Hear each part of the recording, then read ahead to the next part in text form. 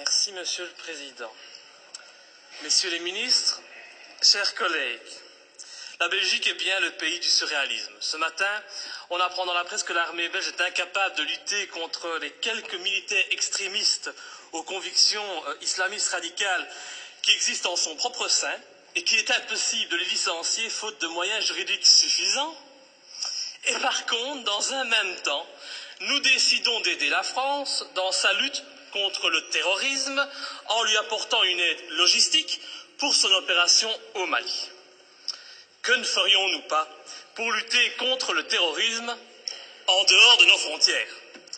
J'espère juste que nous aurons bien veillé à ne pas envoyer pour cette opération antiterroriste au Mali ces fameux soldats belges islamistes.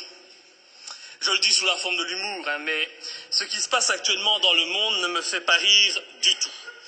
Ça ne me fait pas rire car sans aucun doute, les dirigeants de nos pays occidentaux sont en train de pendre les peuples pour des imbéciles avec l'aide et le soutien de la presse, qui n'est plus aujourd'hui qu'un organe de propagande des pouvoirs en place. Un peu partout dans le monde, les interventions militaires et les déstabilisations de régimes deviennent de plus en plus fréquentes. La guerre préventive est devenue la règle. Et aujourd'hui, au nom de la démocratie ou de la lutte contre le terrorisme, nos États s'octroient le droit de violer la souveraineté de pays indépendants et de renverser des dirigeants légitimes. Il y a eu l'Irak et l'Afghanistan, ces guerres du mensonge américain, sont venues par la suite la Tunisie, l'Égypte, la Libye, où, grâce à vos décisions, notre pays a participé en première ligne à des crimes contre l'humanité pour renverser à chaque fois, des régimes progressistes et modérés et pour les remplacer par des régimes islamistes dont, et c'est quand même bizarre, la première volonté fut d'imposer la charia. Il en est de même actuellement en Syrie, où la Belgique finance honteusement l'armement des rebelles islamistes qui tentent de renverser Bachar al-Assad.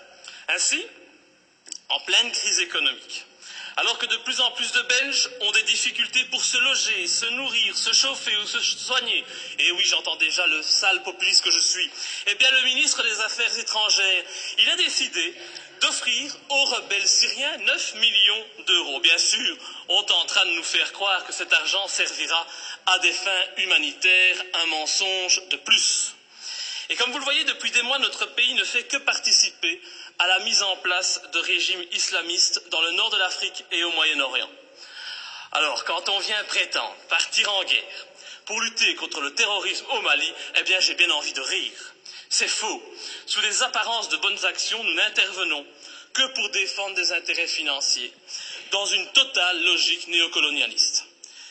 Il n'est véritablement pas cohérent de partir aider la France au Mali au nom de la lutte contre le terrorisme islamiste, lorsqu'au même moment, on soutient en Syrie le renversement de Bachar al-Assad par des rebelles islamistes qui souhaitent imposer la charia, comme c'est déjà le cas en Tunisie ou en Libye.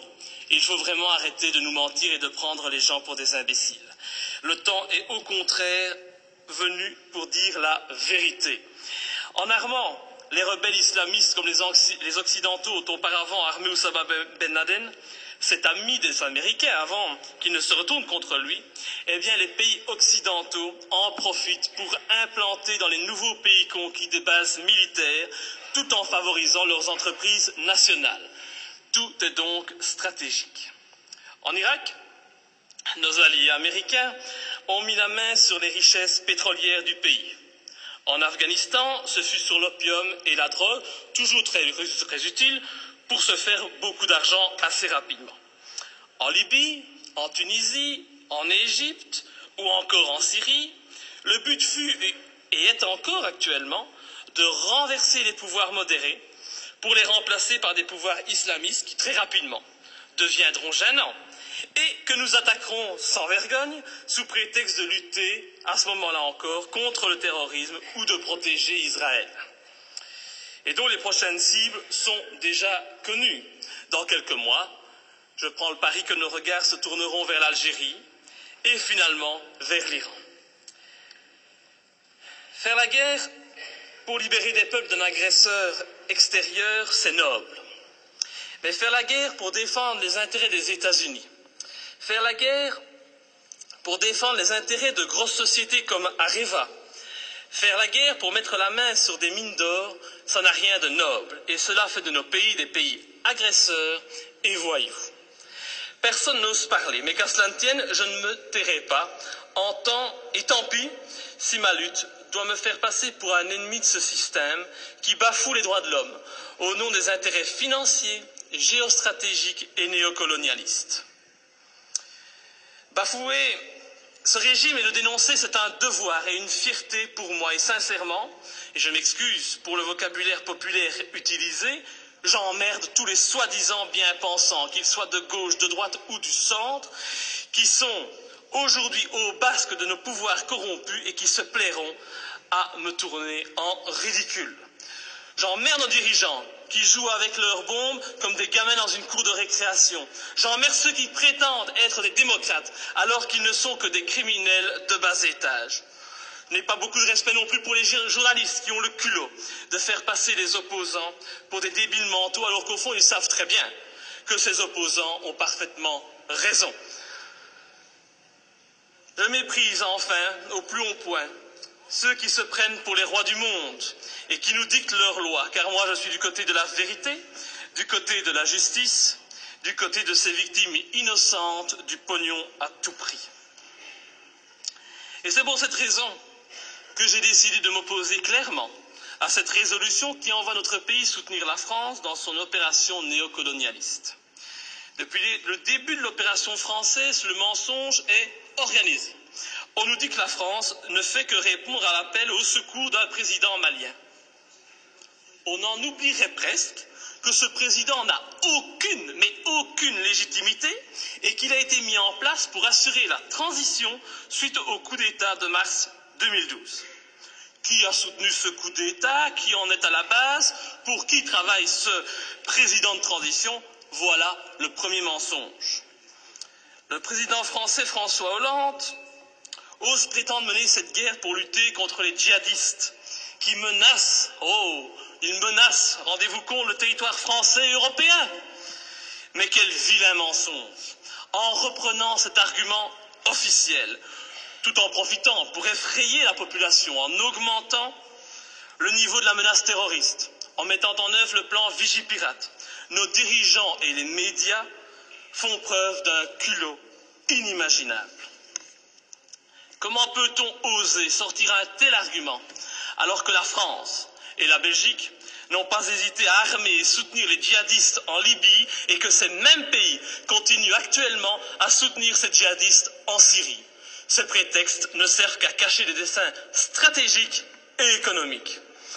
Nos pays n'ont même plus peur de l'incohérence, car tout est fait pour la cacher. Mais l'incohérence est pourtant bien présente.